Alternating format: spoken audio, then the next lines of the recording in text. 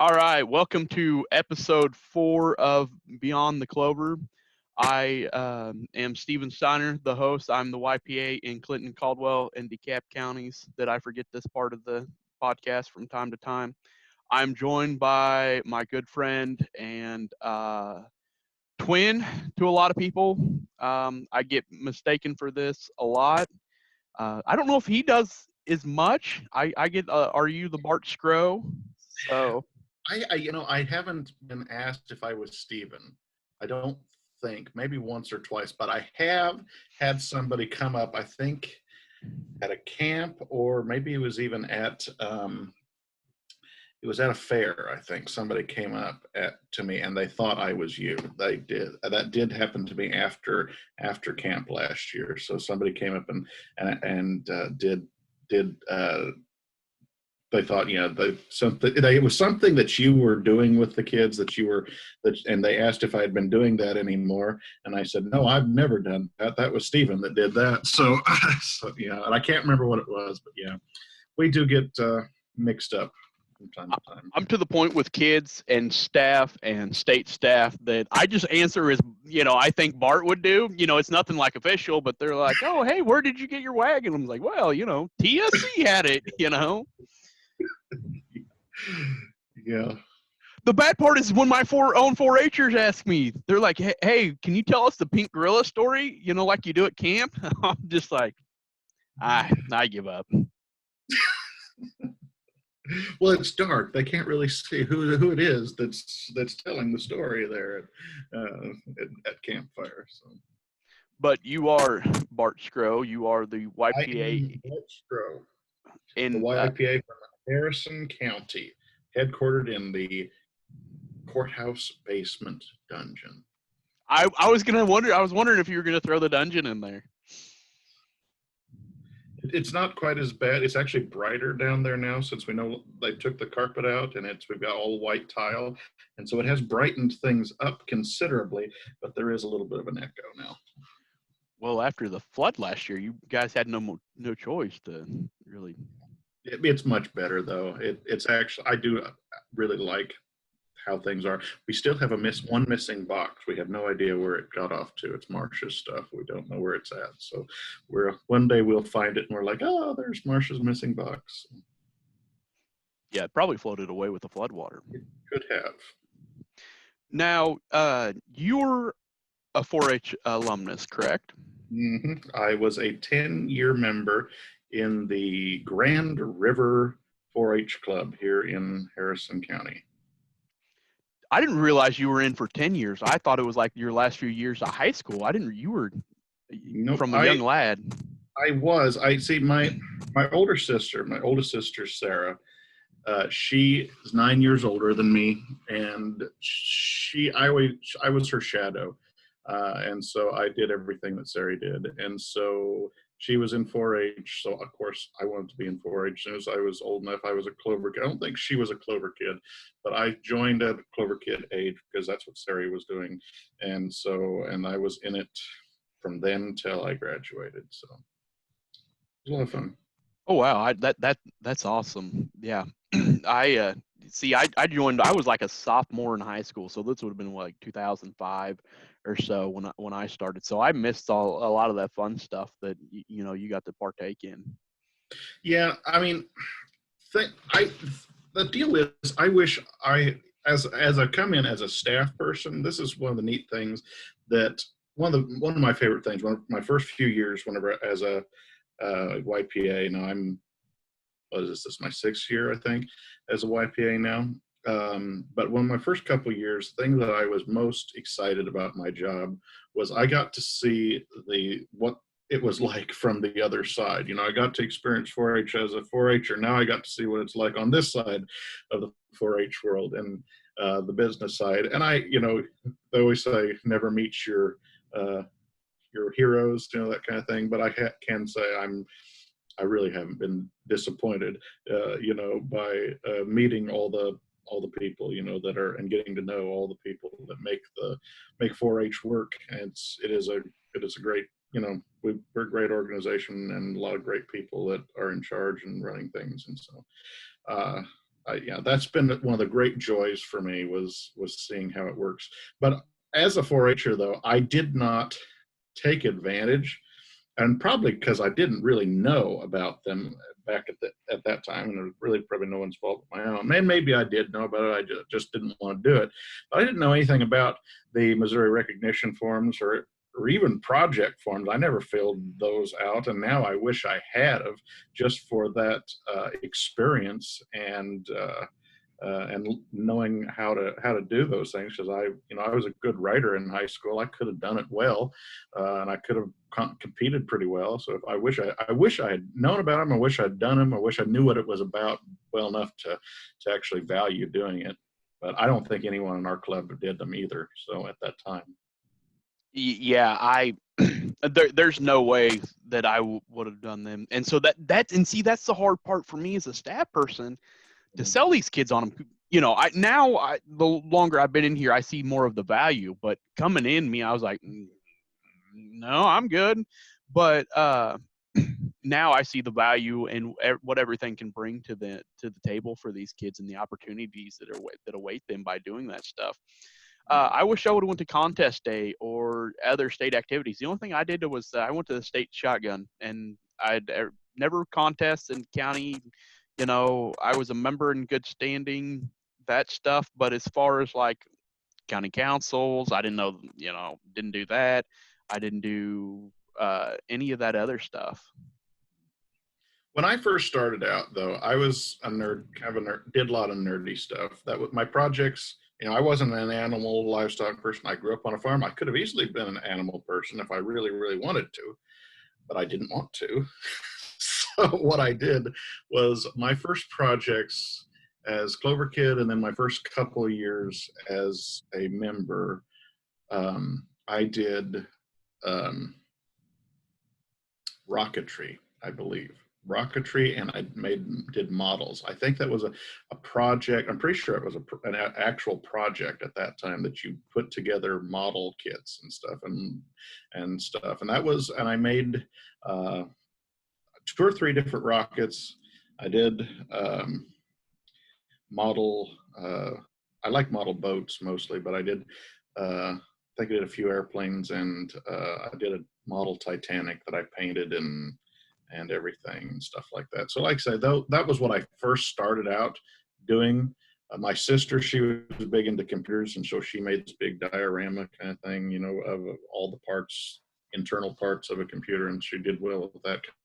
So like I say, I did those things, but what I don't remember how old I was, but I went, because I always made the projects to go to Achievement Day, as that was, and we had, and back when I was a little kid, there was a fair in every town in Harrison County, just about, because there was the Bethany Fair, there was the Eagleville Fair, there's Canesville had a fair whenever I was little, and so we always showed our projects at the fair. So, and that was our thing, to be a member in good standing in our club, you had to show at the fairs.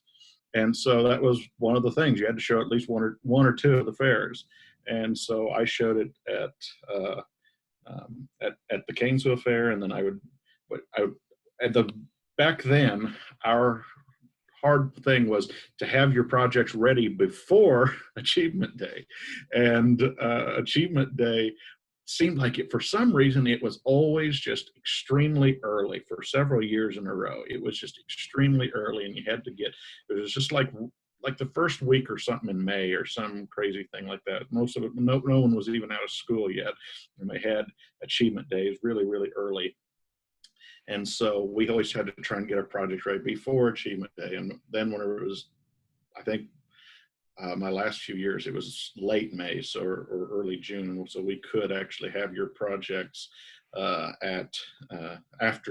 finish your project after school was out. But anyway, but like I say, the thing that I learned, and I saw at an Achievement Day that just blew my whole world away, was I saw somebody had painted a ceramic dragon at Achievement Day, and I think it was actually one of the older members in my club, and she painted this ceramic dragon, and I was hooked, and I said, "Mom, do you think I could do that?"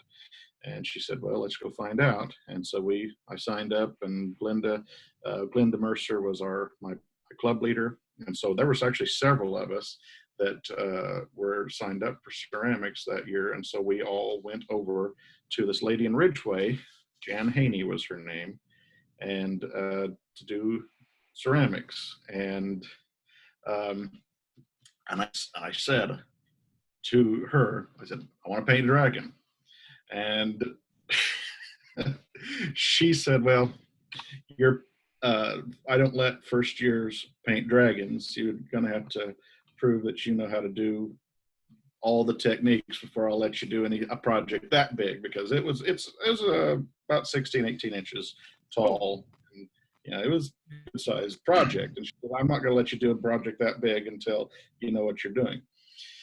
And so the very first thing that she had us do was to paint. Now, again, most people, young people today, will not know what I'm talking about when I say this, but she had us paint a California raisin. Do you know what a California raisin is, Stephen? No. Okay. Well, when I was a child, again, there was, and this is even a little bit before my time, but I knew all about the California raisins. They were this claymation. I think there's a movie. It was a claymation movie about the California raisins. They were a band.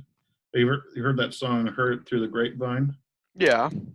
Okay, that was their thing. That they always sang "Heard It Through the Grapevine," and so the California raisins, these claymation, little animated things, and like I said, they were commercial TV commercials used them for their advertising. There was all over the place in the early 90s, late 80s kind of a thing. And so, like I say, so she made us paint a California raisin. That was the very first thing. The first project that she always did with the kids, they painted a California raisin. And that was the only project that you were allowed to paint, just straight up paint. Because everything else, she said, after you've done your California raisin, everything that you do, you have to dry brush, and you have to learn how to dry brush, and you have to do it right. Now, what dry brushing is a technique. It requires a special brush, horsehair brush, and it seems like a hideous waste of paint, but this is how you do it. You dip your brush in your paint, and you take a soft cloth. At the time, we used job squads, but they don't make job squads anymore. Now they have to use Viva, those really, really soft paper towels. And you take your job squad, and you wipe off just about all the paint off of your brush. You pull it off you even rub it around in your paper towel, and then you go and then you brush it over your project. And so, but first you had to base coat it, and just about everything had to be base coated black. So if you have this thing that is bisque, after it's been fired, your ceramic piece has been fired, and so it's now hard, and it looks white. And so then your first job then is to now paint it black. And so you had to paint that whole sucker black and get down the nooks and the crannies, so you're not having any white spots or anything. You've got to get covered completely, top, bottom, everywhere. And then you dry brush whatever color over it, and you just layer it and layer it and layer it and layer it with more and more and more paint over and over and over.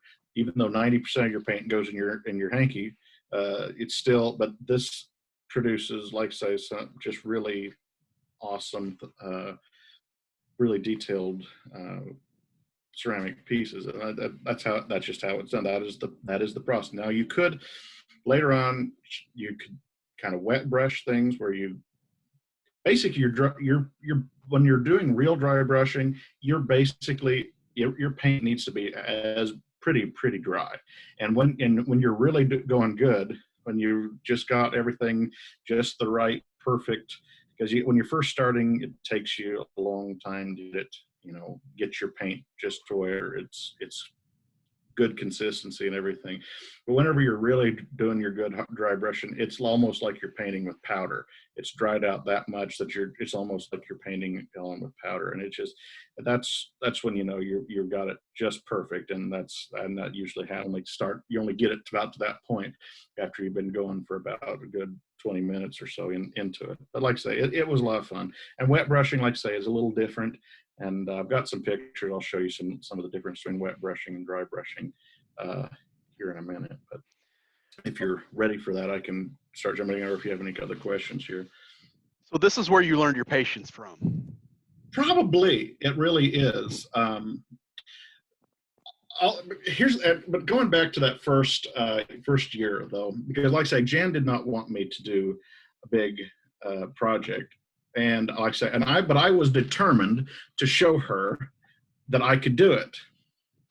And so, because I didn't say this to her, but this was pretty much my attitude. It was, I came here to chew bubblegum and paint dragons, and I'm getting pretty low on gum. And so my first, after I did my California raisin, then I got an eagle. It was about that big, and had its wings stretched out and everything. So I painted that eagle, and I was doing it just as good as I knew how to do, and I was trying as hard as I could to show her. And I wish I could find that eagle. I don't know where it is for sure right now, but I couldn't find it when I was looking for pictures. And it's not a bad project. And of course, Jan helped me quite a little bit. She was there helping me, and so. But anyhow, and I wanted her to know that I could do it. And she said, "Well, you're not bad, but I still don't really want you to." She was trying to hold to her rule, and she said, "If you can do one more project all completely by yourself, we'll see." And so I went and I grabbed this rock. It looked like it's basically a little rock plateau. And so I'm like, all right. I went and so I painted it, and I wanted to make it look like it, out of the Badlands, all that kind of orangey dirt and everything. And so I went and I painted that.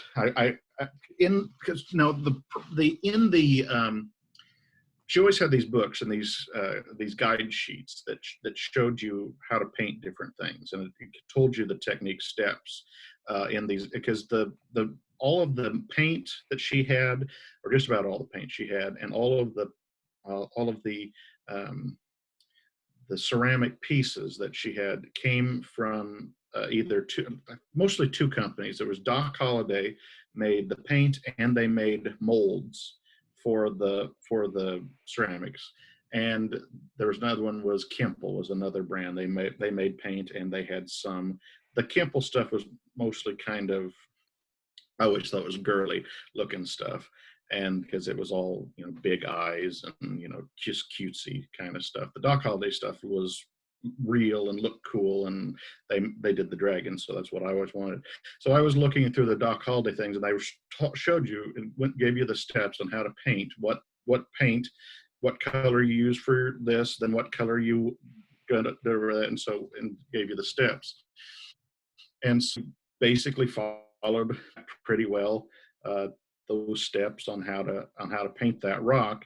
And like I say, and after I was done, she's like, "Okay, maybe you learned enough." And I was firm that I wanted to do a dragon. Mom was cool with it, and so she relented. And finally, I got my wish, and I got to paint my first dragon. And so I painted a dragon just about every year after that. So if you want me to share my screen, I'll try and do this and see if we can. Please. So how long did it take you to paint all of this stuff? Well, at the beginning, I was quite slow. And can you see that there? Yes, I can. All right. Well, in the beginning, this is the dragon, that first dragon after I finished it. And go back one. This was Doc Holliday's original Grand Dragon, and they discontinued that particular model. But so not very long after. Well, it was probably discontinued before I even started it. But I don't know. It probably took 4 or 5 weeks probably is how long it took to do it. And mind you, that was we went and did project meetings twice a week. I think we went twice a week, and so it took 4 or 5 weeks, twice a week, and I expect we probably was there 2 or 3 hours each time we met, and so and yeah, but anyhow, but after that, so again, the hardest part on this one, see how his tail comes along Yes. there. That is that part is really easy to break off, and it's just a real pain. But like I say, after this though, Jan always liked my rocks. I was good at painting rocks, so yeah. Well, like I said, this was the first one. And in a lot of ways, this one I still like. This one is one of my favorites, because, like I say, it was my first. It was such a trial to let her let me paint this one. So, but yeah, that was a lot of fun. So that was my first year. That was the big project. That was the big one. The last one I did that first year. These both were second year projects. This is the Doc Holiday Grand Dragon #2 is what they replaced the first one with. And I never was really terribly happy with this after I finished it. I think it was my least favorite one after it actually got done. And I think the reason for it is that because I wanted to do it green, but I didn't like the green after I got it done because it was too dark, you know. Right. It was a good one. It was good to follow up, you know, after that first one. But like I say, it was, and then the castle there. That was just, like I say, I did at least 3 projects every year, and I don't remember what. And this was my hardest thing is I can't remember what year I did what. I know specifically which some of these I did which year, but I'm going to get kind of fuzzy here after bed on what I did what year. But like, oh, sorry. yeah, The detail on this is impressive because that's what 18 inches, and you've got ribs. I say ribs. The ribbing between the scale and the stomach come together, and the gold, the eyes, the teeth. You know, you've got the rock to get the detail on that. The gold on the claws. But on this one, on the tail on this one compared to the other one, there's much more details and curve. Now, did you have to paint the underside of the tail as well, or is it? Yeah. Oh, wow. That was probably the hardest part. I wish I had could get that around to show you. Yeah, that was the hardest part to get at was these. And yes, it was all one piece. It doesn't go together after you're done. It's all one piece. See, now I'll back up a little bit, and I didn't have to do it on the first one because I'm pretty sure it was already. It's called. There's two different. Words there. There is. Let me see. Now, after it's been fired, it's called bisque, and so so that's a terminology you need to know if you're wanting to get into the ceramics. You need, and whenever it's ready to paint, it's called bisque. But before it's fired, it's basically of the consistency of dry clay, and I cannot remember what it is called whenever it's in that state, but because it's just right out of the mold, it has a seam on it all the way around. And so you have to take a modeling tool and you have to very carefully, because notice it is, you know, all the, like the bumps you see here on him and everywhere, they have, you know, there is that texture. And so you see here, I think his on this one, it would have come along here, and I think it went up the side and then across the wings. And so you had to be careful to scrape off the seam, but not damage your texture, because it's much, I'll just say it this way, it is very, very, very easy to dry brush something that is textured, but whenever you have it smooth, it's very, very difficult to dry brush, because your paint is, and as you point out, like on the stomach, you can see, and even on the scales to a certain extent, you can still sort of see that there's that black paint, and definitely on the wings, you can see that there is that darkness, that blackness that was there and that you're painting over it, you can see that that black coat is still there.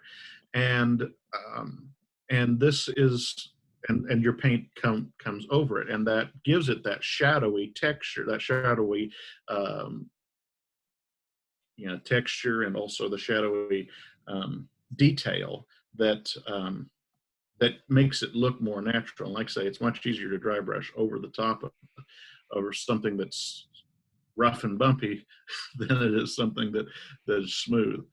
So like his belly there, you can see it. It's not as textured, but you can, and so your paint, you can't get as I don't feel like you can get quite as many layers of paint on whenever it's smooth, but it's a different challenge anyway. This is my third year one, and Oh, wow. and I did get, you can tell I got a little bit better between second year and third year. And this one again, and that was the last one. Like I said, that's the reason why I think I was not as happy, nearly as happy with it, is because I don't think I put near enough paint on it, because like I said, especially on the wings, it just looks too dark. And that was the thing that I never was as happy about that one. But this one, like I say, I put a lot more effort into it, and particularly like on the wings there, you can see how all the different colors with the teals and the light purples, that went into it. And even his, his sides, under his wings there, I put several different colors into the blue. It's not just one color of blue, it's multiple blues. You start darker and then head to make it lighter. Now on his belly, that was mostly wet brushed, on his belly, and then on his tail. This is the difference between the wet brushing, because it is it, and it looks brighter, has a brighter look to it. And again, remember, you're starting with black, and well, you're starting with something that looks white. It's really not white, because after you spray it, because after you finish, you have to spray it with a kind of, it's not polyurethane exactly, but it's that kind of a spray that that does seals it and everything. So whenever you spray anything that's bisque, it turns yellow. But in your mindset, though, you think, okay, I'm starting with something that looks white, then you have to paint it black, and now with that ice there, now I have to paint it white again. This seems like kind of a waste of time, but it was a challenge. And that was actually done, all the white there was done with a wash, where you take your paint, you put it in water, and you kind of do this kind of wet brush wash of painting. So it goes on thicker, heavier, and it's a different process. But like I say, this one was, at the time, this was the biggest dragon that Doc Holliday made. And so it was the tallest. I think that was like 21 inches or something like that. And so it was the tallest dragon, biggest dragon they made. And so that was one of the reasons why I wanted to do that one next, was just because, it was big. You always want to do the big thing, right?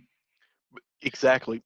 The amount of detail that goes into this, you have to be careful. I'm a bull in a china shop. I break all of these like day one. Like I'd get there and I'd be really careful, and eventually I'm just going to slip up. That's just how I am. I only broke one thing while I was trying to paint it, of all the times there, and I'll tell you a little bit more when I get to one of my later ones. That only one time did I ever break anything while I was trying to paint it, and I actually it was on my lap, and I dropped my paintbrush, and I bent over to pick up my paintbrush, and it fell out of my lap onto the ground and busted into 5 different pieces. But yeah, that was the only time that I ever broke something while I was painting it, and that was not a happy deal, because that one couldn't be repaired. But this is amazing to look at. and really cool. But I get anxiety just thinking about about painting it, because I know I don't have the patience. Like, my lack of patience is like welling up. Like, I can't do that. It's really cool though. It's like one of those talents that I want to do, but I know myself when I get in there, nope. Maybe over 10 years I could get it knocked out, but to do it even in the what do you say, 6 weeks sometimes, that that time frame to get that knocked out. It it is a challenge to, but like I say, I I really kind of just enjoyed it because it was relaxing. For me, it was relaxing to just sit and paint because you didn't have to think about anything. You just like, I'll paint on this until it's this part until it's the color I want it to be, and then I'll quit, and then I'll add another color, or I'll do this, or I'll go down here. It was just kind of challenging your channeling your inner Bob Ross, kind of a deal. It just paint a happy little scale over here and a happy little claw over here, and it was just kind of how it felt at the time. And it was just, like I say, for me, it was easy. Just like I say, it didn't come easy, like I say, because you did have to have patience. And like I say, after my first year, whenever she was just teaching us 4-H kids, I was the only one who stuck with it after the first year. And so she always said she never had any 4-Hers stick with it any longer than 2. And so, but I was like, well, no, this is my thing now. And so I did it. And so that second year, she invited me to come and join her adult classes that she had for them, because since I was the only one left of the 4-H crowd that was coming, she wasn't having any more of those classes, so she just had me join her adult class. And which if you can imagine, a bunch of old people painting, it was basically a coffee klatch. I was coming to the coffee klatch and painting ceramics. And so and like I say, I loved all those old people, and they all loved me. And so, like I say, that was another big part, of my 4-H experience. And we say this, that's what 4-H is all about, is connecting kids with a caring adult. And that's what I want all the kids to get out of 4-H too, is because I enjoyed going and spending time with them. And that's why I've always felt comfortable. Even then, I wasn't too bad about it. But after a certain point, I've always been good around old people, and that's partially because, one, I was raised around both sets of my grandparents, but also because just of that. And I've never been ashamed, or unable to talk to adults or anything like that, nor people above me. So, like I say, that is where those things come from, is just trying to have adult conversations when you're just a kid. It does kind of stretch you in some ways. So, Did you notice the evolution of the wings? yes. From the first 2 don't have the front legs that are connected to the wings, and then the last one there had a leg and the wings separate. Yeah, I liked that better, because technically, if you want to be very, very, very technical, these 2 are not technically dragons. A dragon has to have four appendages and then wings. This would technically be a wyvern because it has 2 legs and wings. But anyhow, just for your mythical beastie knowledge, that's just so. This is technically the first dragon I ever painted because it has 4 legs and wings. The other 2 are wyverns. But, I wondered that, but my mystic beast knowledge has been a little bit rusty. I knew, I was like, I'm pretty sure that has to have 4, but we'll call it a dragon. So, there was a lot of stuff made back then that wasn't like, fit to true mythology. So, true, yeah. But anyhow, this one is one of my favorites. This is one of my top 2 favorite pieces that I ever did, and I'm pretty sure this was a 5th year project.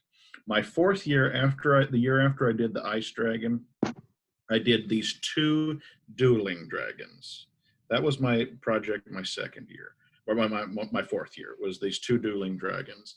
And it had one that looked because one of them sort of looked like the second Grand Dragon, and the other one looked sort of like the Ice Dragon, only I painted both of them green. And so one of them was, like I say, they looked like they were fighting each other, and you set them up next to each other. And sadly, one of them is still in good condition, and the other one is broke in about 3 different places. And I've always been planning on gluing them back together, but I never have done. So I didn't take pictures of them.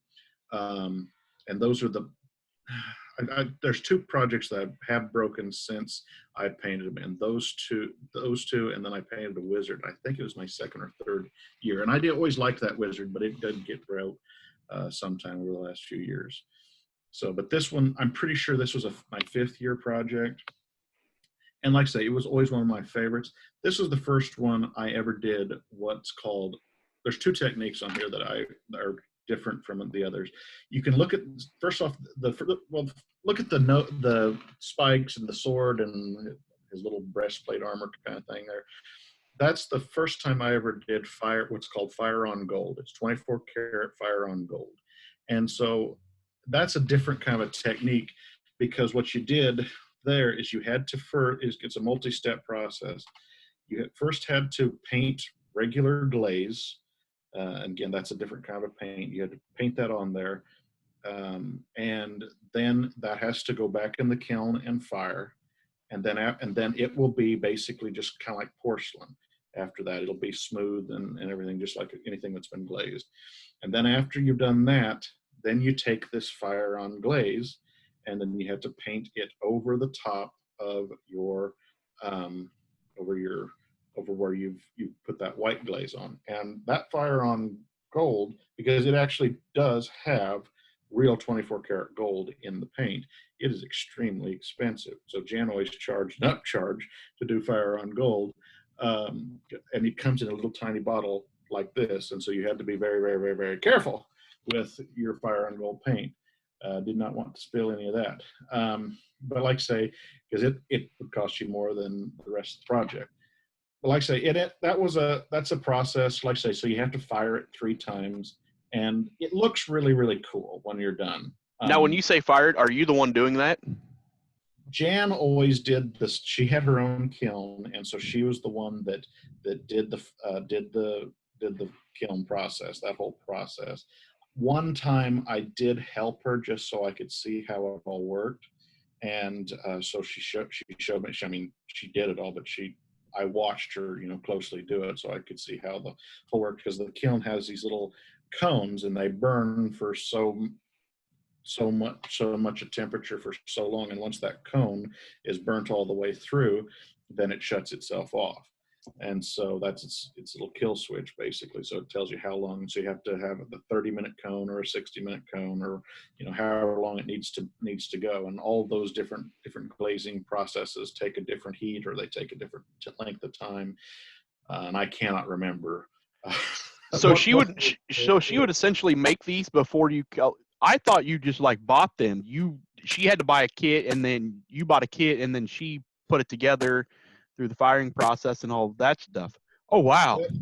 A lot of times she bought, actually, though, she a lot of times bought it whenever it was in the before it was pre-fired, before it was bisque. A lot of times she bought it, went to the different ceramic shops, because back then there was a ceramic shops all over the place. And so she went and bought that stuff, then brought it in. Then I would have to clean it, get rid of the seams and everything, and then she would fire it, and then we would go from there. And so, today there are places on the internet where you can still buy bisque, and they'll ship it to you, and after it's already been cleaned and everything, and so it's ready to paint. But if you're going to buy what was that called? I think it was called silt. I think that's right. But anyhow, before it's been fired the first time, you have to have a kiln if you're going to buy anything in that situation, because it's basically as fragile as eggs before it's fired. So, and after it's fired, it's hard. I mean, it's still brittle, but it's not as brittle as it was before. So, but the other process I did on this one was on the wings. You can see it's called crackling. That's what I was going to ask you about next. Yep. And you put that on, and you painted it a dark coat first, and then you put this other paint on it next, and then you painted on this other kind of chemical stuff that does that crackling effect. And that, I think that was the only time I did that. A lot of people do that. I've seen afterwards that they do the crackling on the belly. A lot of times, I never did do that. I kind of wish I had on a few projects, but it is. But I really liked that one on this wing, and that was why that's part of the reason why I like this dragon. I like the color schemes on this one, the blues and the purples and everything. I just always liked that. It is one of my favorites. The detail of the scales and how realistic it looks with the color is that's really impressive, and the gold really makes it pop with that, and how the tail wraps around the sword is really impressive. Now, I've got a question. What is coming off of the front right leg wrapped around the tail? Front right leg wrapped around the tail. So it's sitting on the rock. Mm-hmm. So do I have access to the? Here. Yeah, go here down. Okay, see, yeah, go the leg. See the two legs where they meet, and there's that. Is that part of the tail? Yeah, that's if you see how it goes around. I don't have the other side of it, but his tail wraps around the sword and then it comes around the other side, and it's like it's coming underneath his arm and then coming down. That's the tip of his tail, the very end tip of his tail, because it's wrapped around the whole piece, and so you can see it better. It's coming up the side of the other one, and so it comes down his front there. It does look a little awkward, I guess, but yeah, that's the tip of his tail. The body color scheme of the scales is really impressive, really detailed. Where I guess how I would look at it was what you think would be the darker colors. You got the darker colors, and then you got the lighter colors on the body, like right up against the neckline off his belly. That lighter blue color is really cool. It started out as a darker blue, and then you paint then you do like a baby blue and then a powder blue. It's at least 3 different colors out on top of the black. And then I can't remember whether this was the original color here. I tend to think this was the top. This was the first coat, that blue there. And then I did the lighter stuff on up further. I kind of think that's what it was. And of course I left some of these folds like in here darker, so that because that's a part that's not seeing the sun as much, so trying to get the idea of shadows and stuff in there is kind of what some of that's for. Yeah, that's really impressive. This next one is very different from all the others, and because most of the rest of them were blues and greens and stuff. This one it was the Driftwood Dragon, and it was this was a set that Doc Holliday started out with around this time, and there were 4 Driftwood Dragons, and they were all season based. So this one was the fall one, then there's a spring one, a winter, and a summer. And I had intentions originally to do all 4 of the Driftwood Dragon set. And I started with this one, and of course this is the fall one, and you can kind of see and this one I just had a lot of fun with, because I loved doing the wings and how it started out with that green and then it fades, to the yellows and orange, and then of course he's copper colored and he has the copper spines on his head, and I think his teeth are copper. No, his teeth weren't copper, but his other claws were copper. So yeah, that one was just a lot of fun because I was doing more and more of the blending of the colors. right when this one came out, Kemple came out with this whole new brand, whole new line of paints. They were called translucents. And so Jan got a set and she wanted me to play with them with these. And that's what all the blending, the color blending was. And those translucents, I ended up buying myself a set of them because I loved playing with those translucents because they were technically oil paints. Mm-hmm.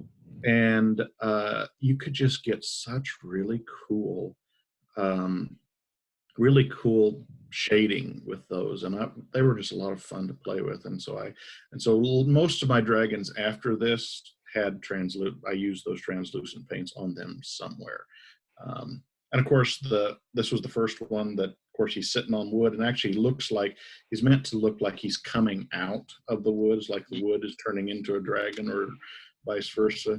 And so that's a little different because all the rest of them are sitting on a rock or a crystal or something like that. So That's what I was going to comment on, was him coming up through there. I like the color though of his neck and his wings, and that, you know, I don't know if it's a copper color, but that light brown, really, that's a different color. And the schemes on this fit really well with that. Now, you picked the colors that you painted them, or you could the just, I mean, you said they suggested them, but you decided what to go with.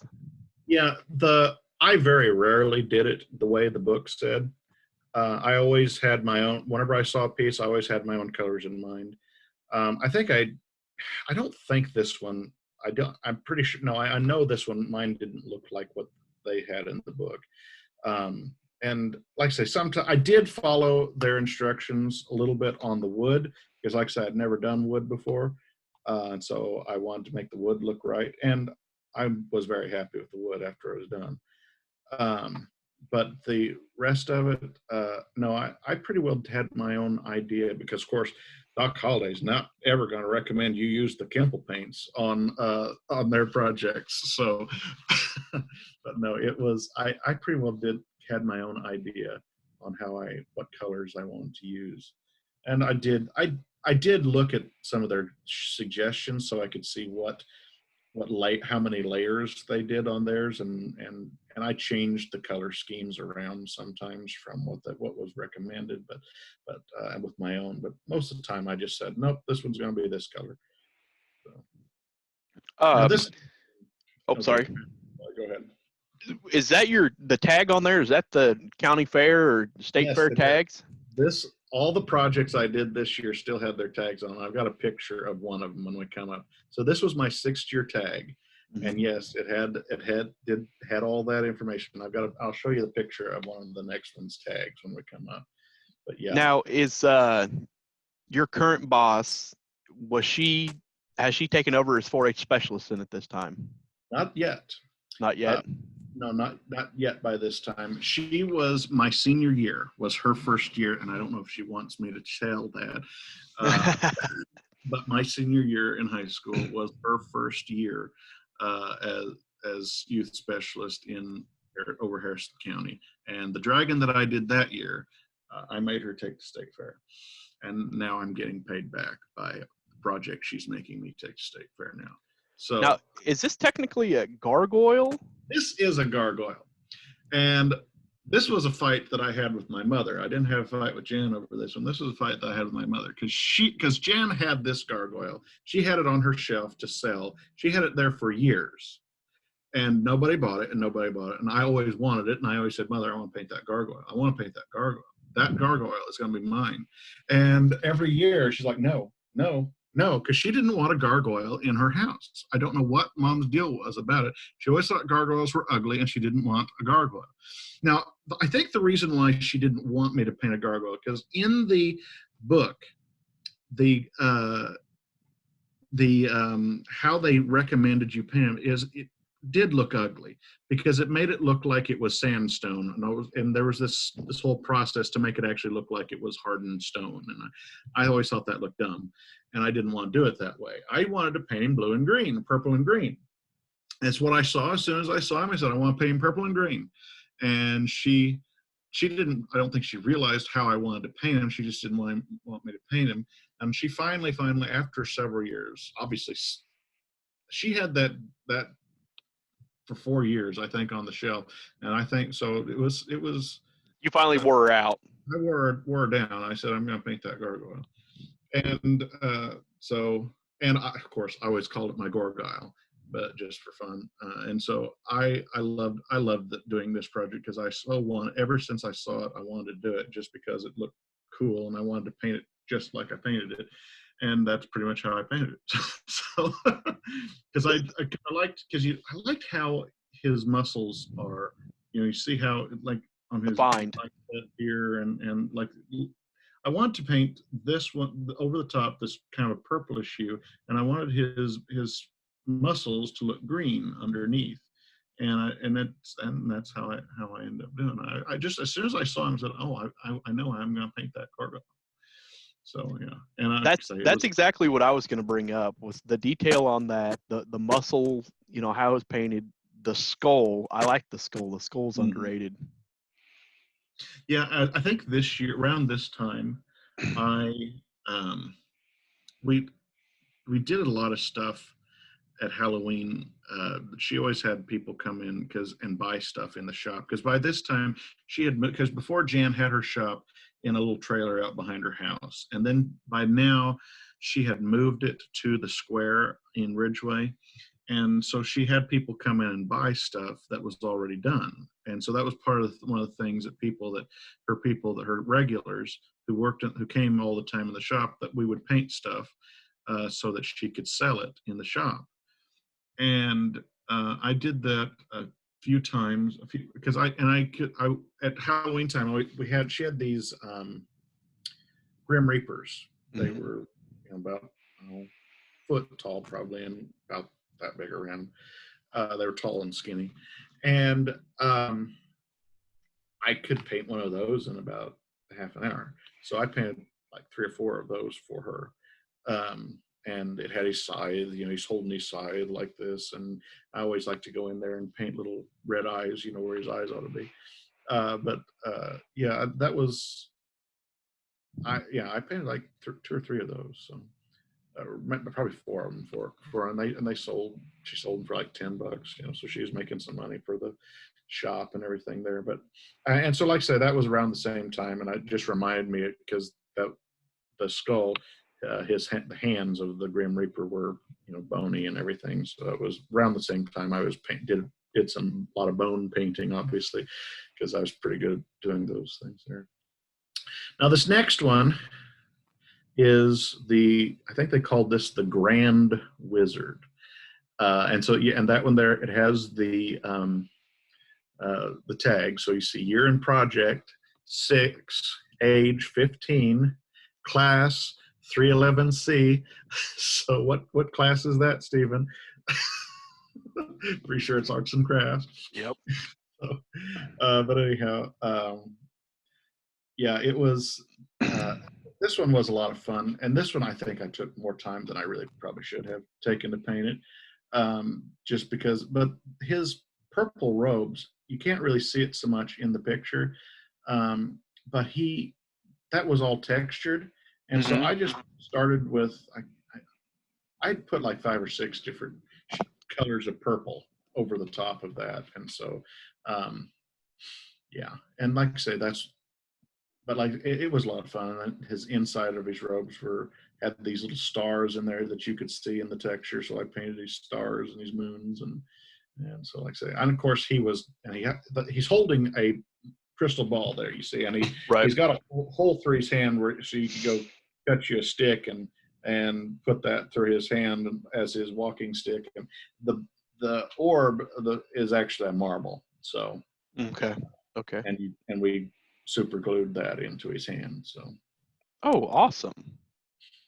And like I say, the stick that I originally got for him, it's long since give up the ghost, and so I'd have to go find another stick. But I don't know if you could find originally whether they had an actual plastic stick or something for it. But like I say, that was just the state he was in, and this is one of their older molds too. But this is between the other one with the sword and this one is probably my these are my two favorites. The one that from my 5th year, and then this one, I'm pretty sure my 7th or 8th year in 4-H. One of the years, I mean, I can't remember which year it was. I did a chess set, and the chess set it was all glazed. One set was a mythical chess set. One set was white. The other set was black.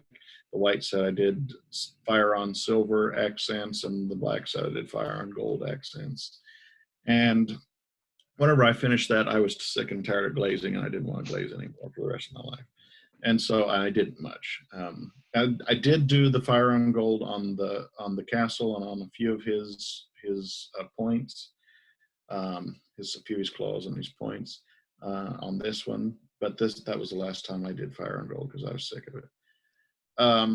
But this is something I wanted to do ever since the very beginning. I wanted to paint a black dragon.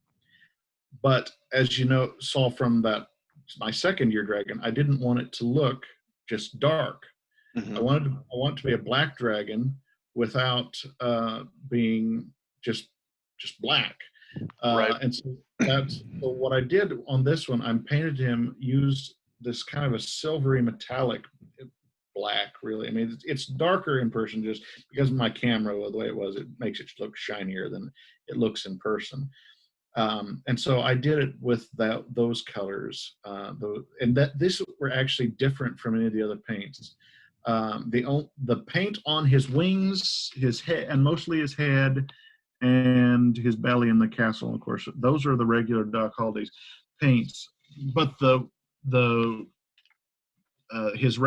scales and the scales, those that are blue along his back, those paints were done completely with this waxy kind of paint. It was waxy, and you could about do it with your finger, paint it with your finger better than you could with a brush. And so that was how I did those. And so that was a lot of fun because I wanted this one to be very different from the others. And then whenever this mold came out, it was then the biggest mold that Doc Holliday made. The next dragon is the biggest one for sure that they make, and I don't think they make anything bigger than what my last dragon was. And so, but this one is my favorite. The detail on the castle is surprising because it looks like it would, like with a dragon wrapped around it, maybe with a little fire color to it, a little char, coloring from him being around there, weathered over the years, and also that silver, the silver within that black, and it really makes the black kind of pop out a little more to me, at least. On that is really, really cool. And I like the scales along his back, the different color that you have in there. But I think the head might be my favorite, that purplish with a little white in there. That's really cool. I like that coloring. That's why I like that. That's why he's my favorite, is because of his head. Because his head had so much detail that you could play with, and there was just so much you could do with his head. And so I just had fun with it. And the purple, it matches the same purple that's on his belly scales. Mm-hmm. And the light blue there, though, that was just something that he just needed that because he just needed it. And then his whiskers, that come around from his eye, that's orange, and that just was an orange and green and everything. That was again, that it was different because it needed to be different. And so, like I say, it was a lot of fun. And this is one I think I had more fun painting than any other project I ever did. And again, this is why it's one of my top 2 favorites. And like I say, I always enjoyed the dragon on castles, and you'll see that again in the very last one. This is the last dragon I painted as a senior in high school. And this dragon is a cross between a dinosaur? Sorta. I mean, this was their biggest one, and this one is bigger by quite a lot. I didn't have anything there. I backed up a bit so you could get the whole thing in the frame. But it is bigger by quite a little bit than any of the others. And the thing is, there is a base to this that I have still never finished. I have it it's got the black base coat, it's ready to go, and it's the rest of the castle. And I never did finish it. And this actually sits on top of that part. Wow. And so it is very big. Whenever you get the whole thing done and completed, it's very, very big. It's very, very impressive looking. But I never did finish the bottom of it. One of these days, I, probably will do it. I hope. But like I say, now I started this project with Jan my 9th year, I think. I never did finish it that 9th year because she quit and then she moved, and I kind of lost interest in it. I never did finish it. And so my last year in 4-H, it was, and because after that I did, I was in high school by then, obviously, and I was did home ec projects, and so I used my did my quilt that I made for that as my project, and a few other things like that. But and so the day before Achievement Day rolls around, and I don't have anything done, obviously, like most children who, when Achievement Day rolls around, the night before Achievement Day comes, and it's need to get something done real quick. In 6 hours, right? Yeah. Well, so I started at 7:30 in the morning, the day before Achievement Day. I finished it at 11 o'clock the next day, and Achievement Day started at noon.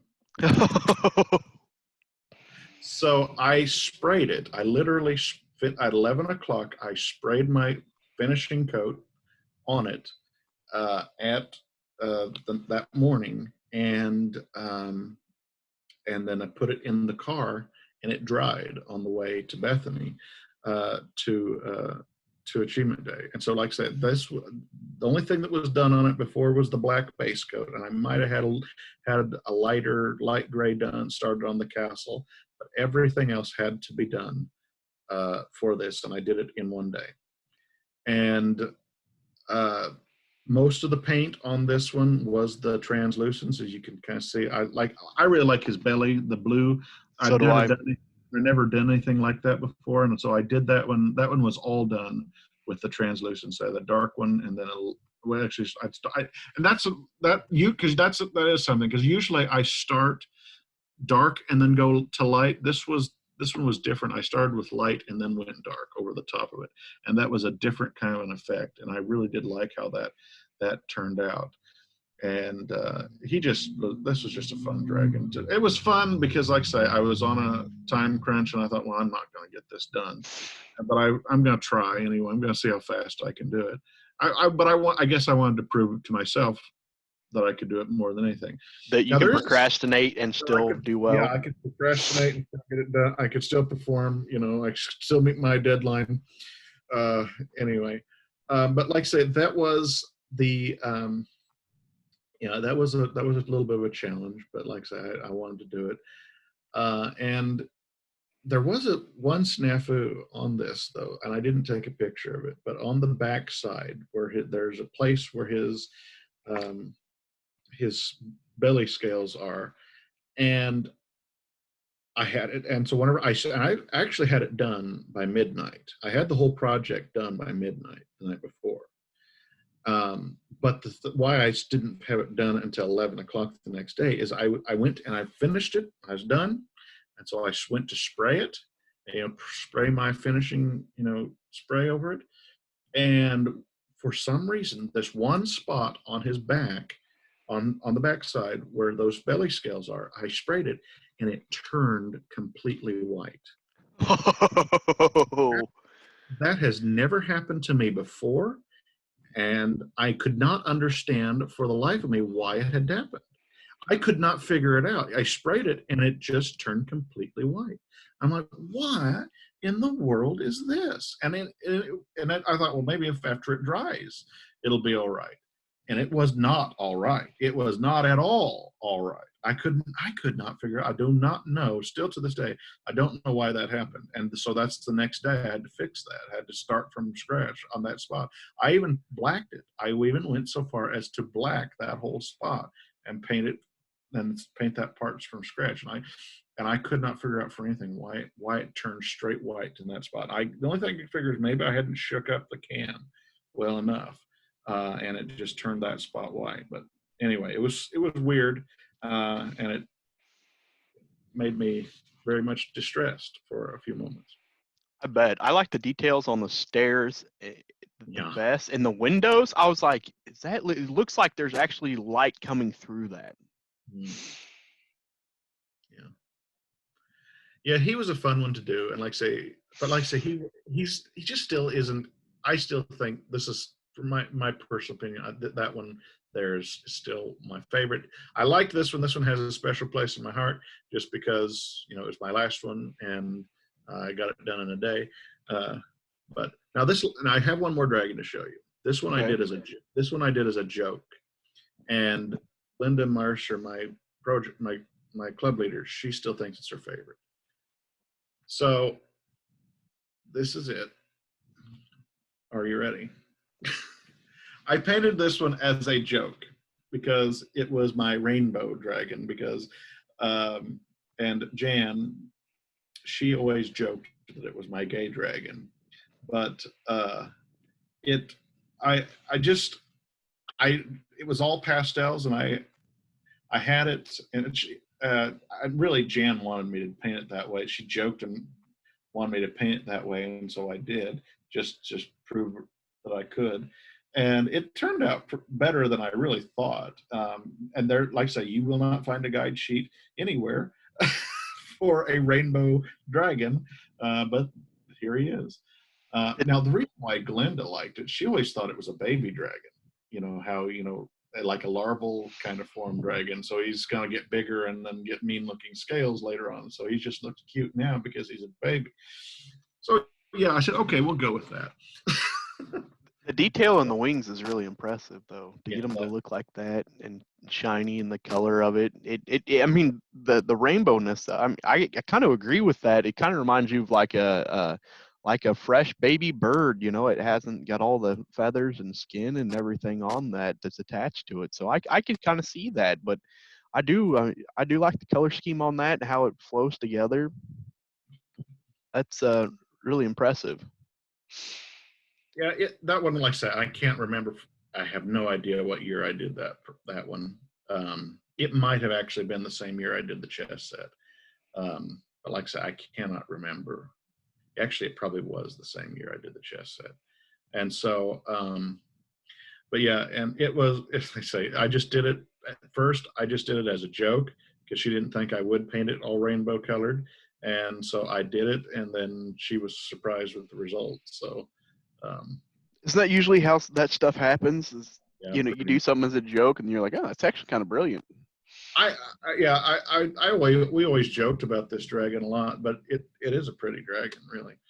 So, but anyway, so that is all I have on my ceramics experiences. So I would like it. It'd be nice if ceramics would make a comeback. It would be cool. I just think it'd be neat. I would like to see kids do this as a project again. Like I said, there's not as many shops around. It's kind of one of those things that it's a fad that kind of comes and goes, but you can still buy the stuff. And actually, you can buy the paint at Walmart that you can use. You don't have to buy Doc Holliday paint or Kemple paint, but you can buy. There is paint at Walmart. You don't get the Apple Barrel, but there is other paint there that works. Because Apple Barrel doesn't take to ceramics; it just doesn't stay on there, and you can't dry brush with it. But the other paint they have there that's acrylic, it works good. So do you still paint ceramics then? No, I actually, and I was thinking about this when I was taking these pictures the other day. I had that last dragon, the one on the castle there. That was the last dragon I had. That was the last anything I've ever painted in ceramics. And I thought, oh my goodness, this is a shame, a tragedy even, that I should have done something since then. So I may actually that kind of makes me a little bit homesick for it in a way. So I may actually have to go buy me something, or maybe I'll finish the castle finally after all these years. Finish the castle and get back in it. Yeah. So what What about 4-H, or what have you learned in 4-H during that time that's helped you later on in life and your career? Well, there's a lot of things that I picked up from 4-H. If one thing, 4-H gave me confidence that that I could hold on to, and it also gave me something else. And I don't know if there's a word for it, but it is whenever, no matter what I had in life, I know that I'm good at something. I could always say, you can tell, no matter what no matter how bad life got, I could always hold on to the fact, well, I'm a pretty good painter. Not that that'll make me any money or anything like that, but it was just the knowledge that it was just some self-confidence that I had that, if life sucks, I have something that deep down, that is, when we talk about, something we talk about a lot when we talk about our spark, finding the kid's spark, what's the thing, that may not, like I say, you may not ever be a painter, you may not ever be an artist, you may not ever be this or make any money in it, but in your heart, this is something that you know how to do. This is a mastery, this is a skill that you have, that you can, that does, surprisingly, it does apply to other areas of your life, because the same discipline that it takes to learn how to do this or any other thing, or show cattle, or do woodworking well, or welding, or the same kind of process that it took you to learn that is the same process that you can apply to the rest of your life, to learning anything, to learning a new language, learning a new skill. If you've done something once, well, you can do it again. You can do something else. So that's just something that I would definitely say. Because like I said, whenever I first saw that first dragon that Andrea Kellner painted, I thought, I would like to do that. I wonder if I can. That was just the thought that came to my mind. I wonder if I'm able to do that, if I will ever be able to paint something that looks as good as that, and actually I can paint something better. But anyhow, so no, it was that was, I learned, yeah, I can, and and actually I'm pretty decent at it. And so, and later on, and since, becoming an adult, don't have time to talk about it now, but maybe in a future podcast, I can talk about leather. But, and really that was what I brought to leather, is whenever, Becky my boss, wanted me to go have Bob Teagarden teach me how to do leather for camp, so I could teach it in Clover Kid camps and other places. That was one of the things that I brought to it. I just brought the skill that the skills that I already had in place from ceramics, and I tried, applied some of those, applied straight into leather. Some of them didn't.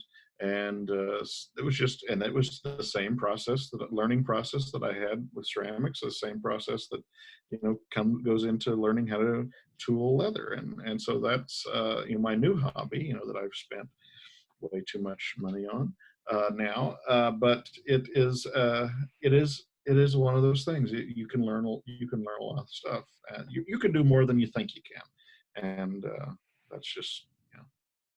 That's true. Taught you patience for sure. That's helping you with your job. So was the goal, or did it just kind of fall in your lap to be a YPA?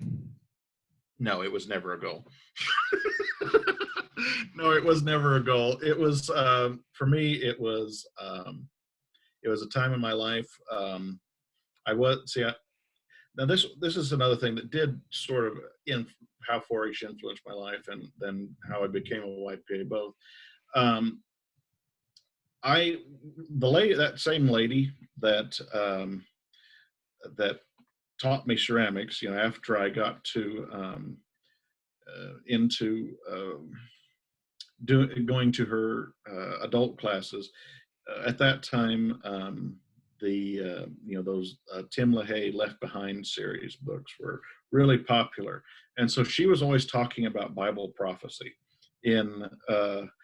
at ceramics, and so that actually got me thinking about things, and it's possibly one of the things that influenced me later on to become a pastor.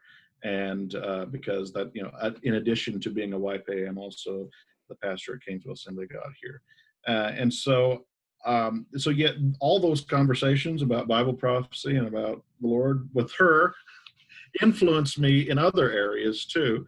And so that, eventually, like I say, so now I became a pastor. And so I, after leaving a church in Kansas City, I moved back to Canesville. And after it was my first church there, and I left them after a year.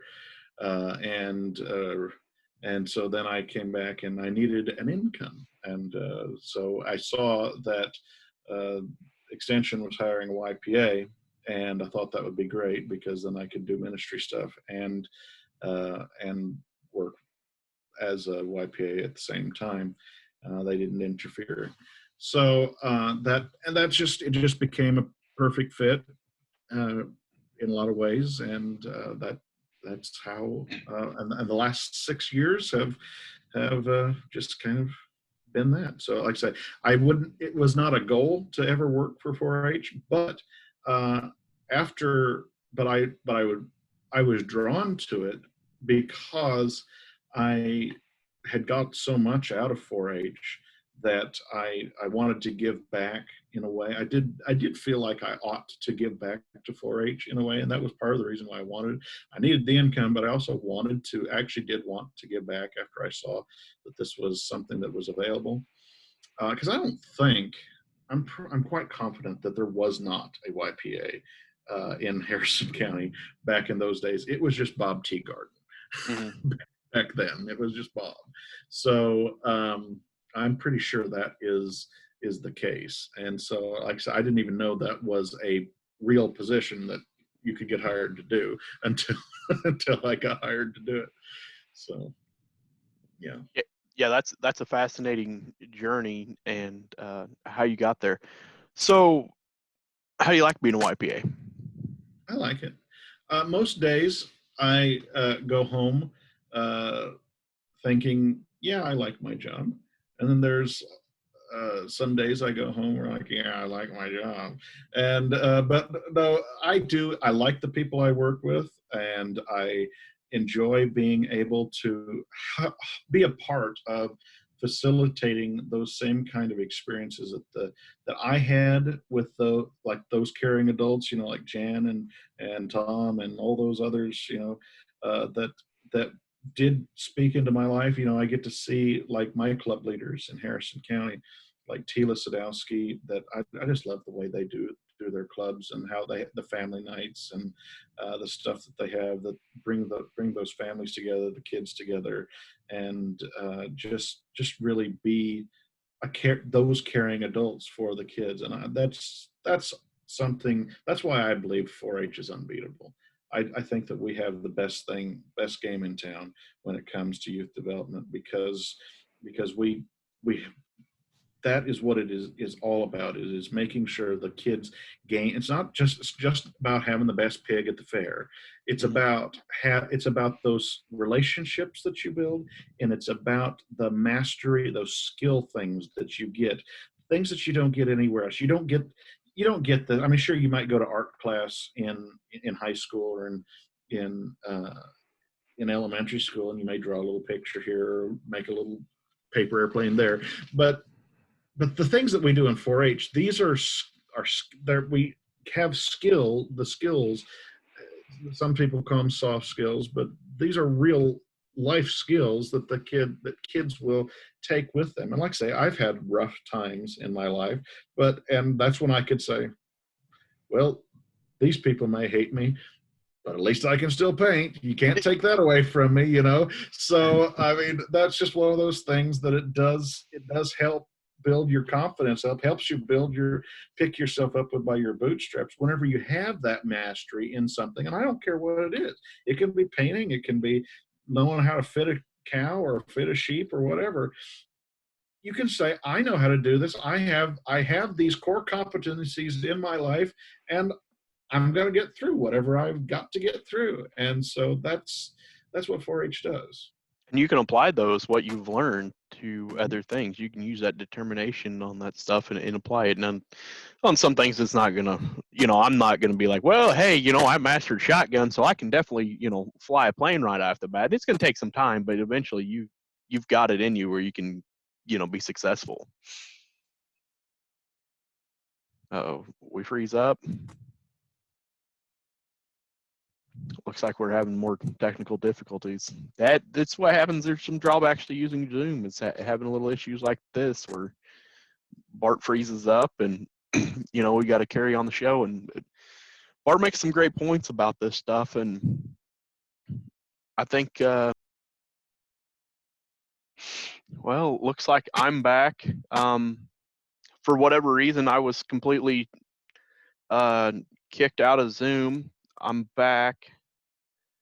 This is odd. Hey, some of the drawbacks that you're going to have with using this technology. I don't know if that got recorded. Hopefully it did. But yeah, you'll have some of this stuff. So things that we'll have to work on in the future. We're going to have some challenges with how we do things, and I have to make the best of them and learn and grow from there. Bart hasn't, and I haven't got in contact. We've got a meeting here coming up at 3:00, so he may just saw the exit and just said, "Hey, we've got that meeting." Let's see. I might be able to get him back. Yeah, I got all my notifications are popping up here. Let's see if we can get this back.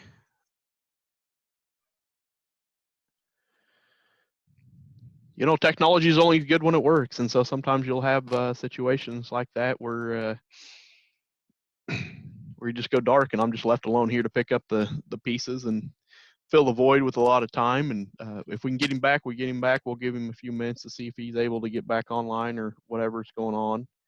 And if that's not the case, then I may have to end it here, and we'll see. But I hope everyone's doing well and have been enjoying these podcasts. If you want me to keep going, just let me know. We're going to try to keep going until they decide to pull the plug on it. And if that happens, that happens. But I think it's one way that we can kind of connect different peoples across the state. And I've been thinking, I know some 4-H people in other states. I might just pop on and see what they're doing, in other states. And if they want to come on and chat and talk about things, and because we're all in this together. And I think that's one thing that 4-H really does, is brings people together. So I hope you've enjoyed these. I've got a meeting come to. I will stop this and see y'all in the next one.